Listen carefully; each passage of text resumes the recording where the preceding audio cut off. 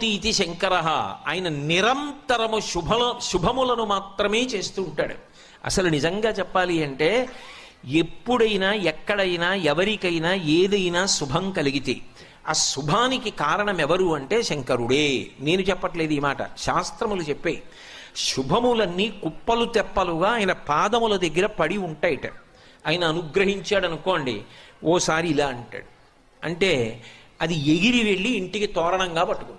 అందుకే ఒక గడుసు కవి ఒక మాట అన్నాడు, నేను ఓ పువ్వు పట్టుకొచ్చి మీ పాదాల మీద వేశాను అనుకోండి, నేను వేసినది ఇది పువ్వు, మీ పాదముల మీద ఉన్నది ఇది పువ్వు.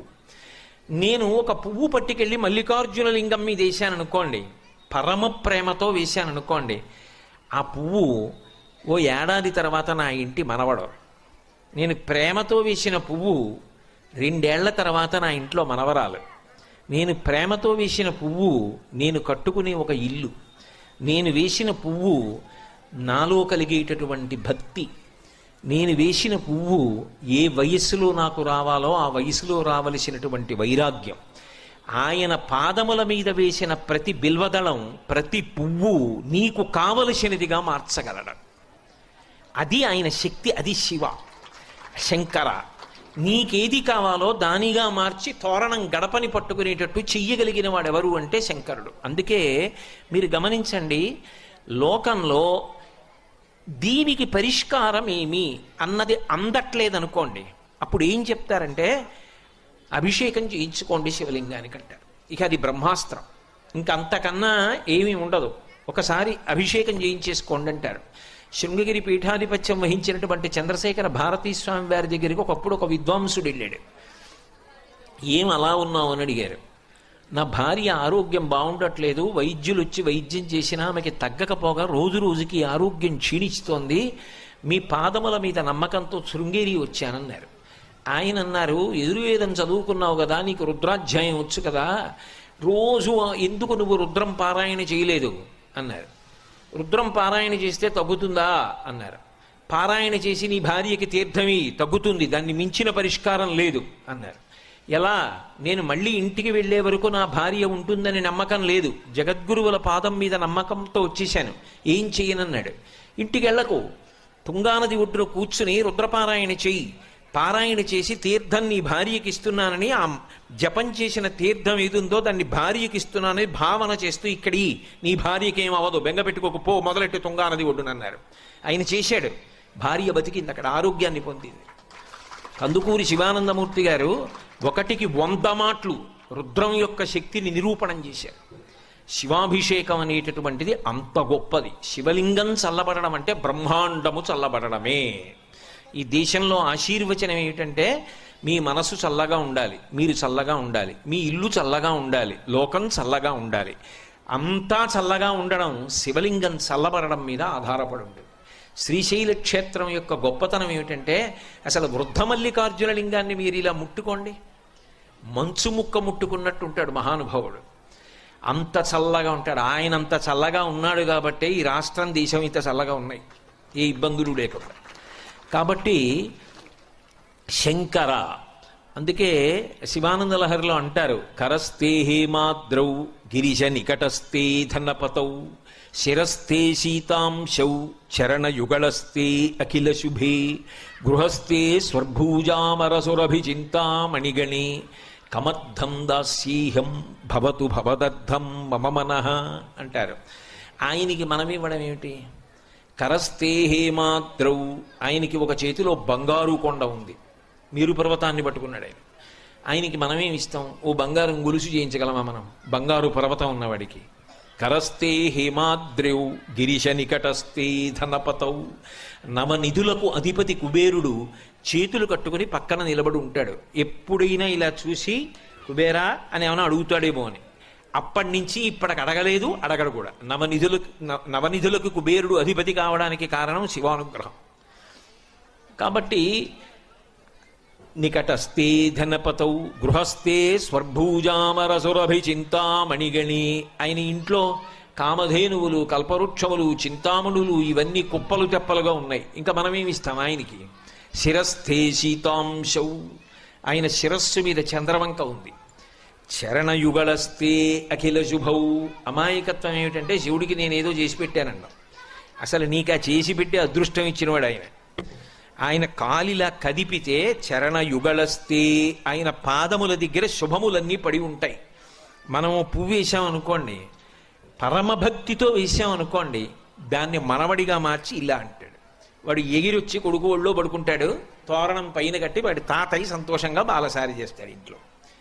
ఆయన పాదముల మీద శుభాలన్నీ ఉన్నాయి. ఇంకా నేనేమిస్తాను? నేను ఇవ్వగలిగింది ఒకటే, కమర్థం దాస్యేహం భవతు భవదర్థం మమ మనః. నీ మనసు ఆయన పాదముల దగ్గర పెట్టి పూజ చేయించాలి. అది పెట్టించడం శ్రీశైల మల్లికార్జున సుప్రభాతం యొక్క గొప్పతనం. అందుకే నీకు తెలిసి నామమునందు రమించావా అదృష్టం, నీకు తెలియదు ఇంకా అదృష్టం. ఎందుకని? నీకేం తెలియక్కర్లేదు, ఆ నామం పలికితే చాలు. కోటేశ్వరరావు అన్న మాటకి అర్థమేమి, అందులో ఎన్ని అక్షరములున్నవి, ఆ అక్షరములలో ప్రతిపాదింపబడిన విశేషార్థములేమి, ఇవన్నీ తెలియక్కర్లేదు కోటేశ్వరరావుని మీరు పిలవడానికి, నేను చూడ్డానికి. అంత తెలిసి పిలిచినా నేనే చూస్తాను, ఏమీ తెలియకుండా పిలిచినా నేనే చూస్తాను. సుప్రభాతంలో మీరు శంభో సురేంద్రనుత శంకర శూలపాణి అంటే తెలిసి పిలిచిన వాడికి అలాగే చూస్తాడు, తెలియక పిలిచిన వాడికి అలాగే చూస్తాడు. అందుకే తరించడానికి అవకాశాన్ని మల్లికార్జున సుప్రభాతమునందు ప్రతిపాదన చేశారు. ఆయన నామములకు ఎక్కువ ప్రాధాన్యత ఇచ్చారు. శంభో సురేంద్రనుత శంకర శూలపాణి, చేతిలో త్రిశూలం పట్టుకుని ఉంటాడు. ఆ కూర్చడంలో కూడా సొబగేమిటంటే, సుప్రభాత పఠనం చేసేటప్పుడు ఉద్వేగంతో ఉండకూడదు. అది చాలా సాత్వికంగా మనసు రమిస్తూ ఎంతో సంతోషంగా పలకాలి. అది కూడా మెట్టెక్కుతున్నట్టుగా ఉండాలి. ఎంత అందంగా ఉండాలంటే, సుప్రభాతం పాడుతున్నప్పుడు మీలో ఒక పరవశం ఉండాలి. ఆ పరవశం మీరు అటువంటి వాణ్ణి చూడాలి చూడాలి చూడాలన్న సంతోషం ఉండాలి. నిన్న మీకు చెప్పాను కదా, నతిరియం, పార్వతీ పరమేశ్వరులను కలిపి నమస్కారం. వాళ్ళు కనబడినప్పుడు అలాగే కనబడాలి. నమ శివాభ్యాం నవయవ్వనాభ్యాం పరస్పరాశ్లిష్ట వపుర్ధరాభ్యాం నగేంద్ర కన్యా వృషకేతనాభ్యాం నమో నమ శంకర పార్వతీభ్యాం అని. ఆయన కనపడినప్పుడు సంతోషం అనేటటువంటిది ఎలా ఉండాలి? పొంగు కింద ఉండాలి. పాలు పొంగుతున్నాయనుకోండి, అప్పుడు నేనంత దూరంలో ఉంటే పాపం వాడు వచ్చేదాకా ఆగుదామని మెలిమెలిగా పొంగవు, చర్రున పొంగిపోతాయి అంతే. ఆ దర్శనం చెప్పినప్పుడు పొంగు అలా వెళ్ళాలి. అందుకే ఆ శ్లోకాల యొక్క రీతి అలా పెడుతుంది. అమలం కమలోద్భవ గీత గుణం సమదం సమదాసురనాశకరం రమణీయ రుచిం కమనీయ తనుం నమః సంబ శివం నతపాపహరం శివం శంకరం బంధురం సుందరేశం నటేశం గణేశం గిరీశం మహేశేందు నేత్రం సుగాత్రం మృడానీపతిం శ్రీగిరీశం హృదా భావయామి అంటున్నాం. ఆ అందం, ఆ వెళ్ళడంలో ఆ అందాన్ని అంత గుప్పించారు శ్రీశైల సుప్రభాతంలో. అందుకే అది చదువుతున్నప్పుడు మొదట స్వామికి మేలుకొలుపు పలుకుతున్నాం అన్నప్పుడు ఆ సౌమ్యత, ఆ అందం అలా నడవాలి. అందుకే నామములను గుదిగుచ్చేటప్పుడు ఎక్కడా ఉచ్చరించడంలో కష్టపడవలసిన అవసరాన్ని తీసుకురాల. శంభో సురేంద్రనుత శంకర శూలపాణి, అందులో శకారం అంతా తిరిగింది. ఆ శకారం బాగా తిరగడంలో ఏమవుతుందంటే శాబ్దిక సౌందర్యం, గొప్ప అందము ఆవిష్కృతమవుతుంది. చదువుతున్నప్పుడు మీకే ఒక సంతోషంగా ఉంటుంది. నేను నిజం చెప్తున్నాను, మీరు మల్లికార్జున సుప్రభాతం ఇంట్లో చదువుతున్నారనుకోండి, పరవశించి అలా వెళ్ళి బయట ప్రకృతి వంక చూస్తూ ఇంకా చీకటి చీకటిగా ఉండగా ఒక్కసారి శ్రీశైలాన్ని, శ్రీశైల దేవాలయాన్ని, ఆ మల్లికార్జున దేవాలయం, పెద్ద నందీశ్వరుడు, రత్నగర్భ గణపతి పీఠం, మల్లన్న గారు, ఇవన్నీ జ్ఞాపకం చేసుకుని ఓసారి సుప్రభాతం జరుగుతూ శంభో సురేంద్రనుత శంకర శూలపాణి చంద్రావతం శివ శర్వ పినాకపాణి గంగాధర క్రతుపతే గరుడధ్వజాప్త శ్రీమల్లికార్జున విభో తవ సుప్రభాతం అనండి. మీ ఇంట్లో చదువుకునే పిల్లలు అంటారు, నోట్లో చదువుకుంటావా తాత, నాకు దీని మీద దృష్టి పెట్టలేకపోతున్నానంటాడు, అది లాగేస్తుంది. అలా గుచ్చారు. ఆ నామాలని గుదిగుచ్చినప్పుడు కూడా అంత అందము శబ్దమునందు ఆవిష్కృతమవుతుంది. ఇక దానిలో మీరు రమించగలిగితే ఏ ఒక్క శ్లోకం చెప్పినా, ఒక్క నామం చెప్పినా, ఒక పాదం చెప్పినా మీ మనసు మల్లికార్జున లింగం దగ్గరికి వెళ్ళిపోతుంది.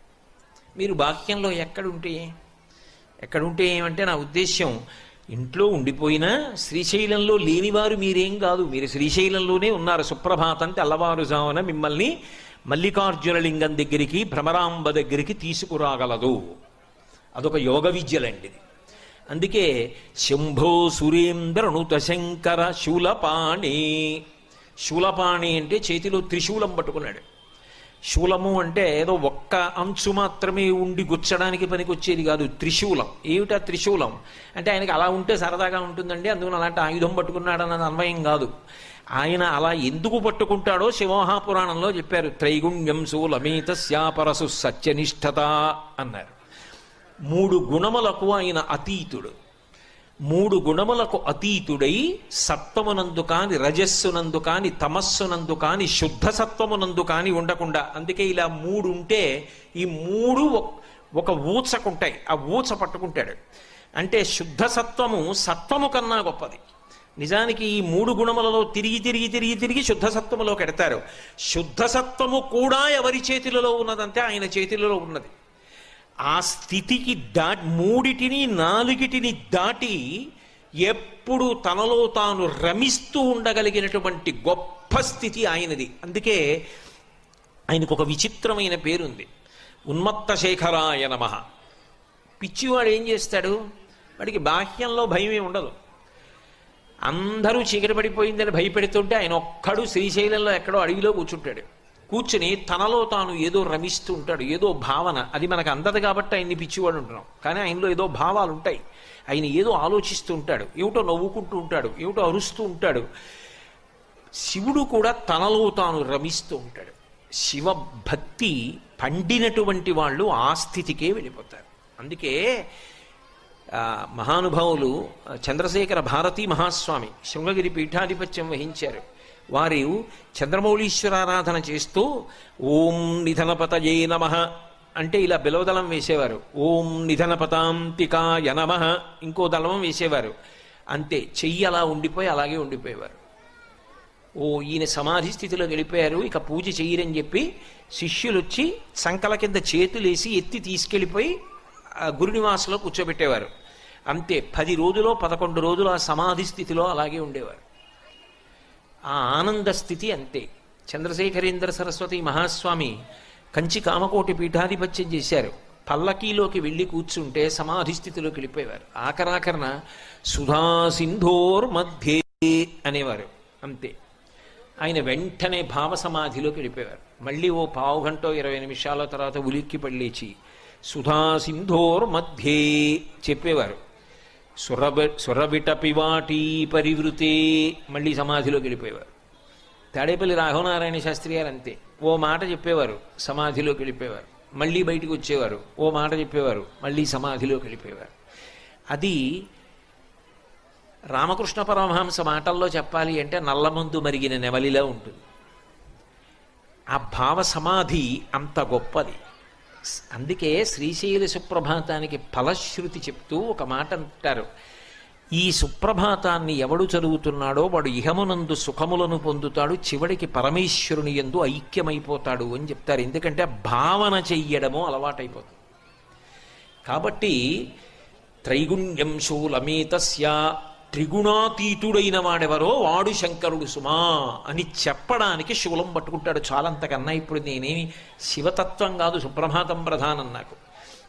ఒకటి శంభో సురేంద్ర దుత శంకర శూలం పట్టుకుంటాడు. చాలంతకన్నా ఇప్పుడు నేనేమి శివతత్వం కాదు, సుప్రభాతం ప్రధానం నాకు. ఒకటి శంభో సురేంద్ర దుత శంకర శూలపాణి చంద్రావతంస, చంద్రవంక తల మీద ధరించి ఉంటాడు.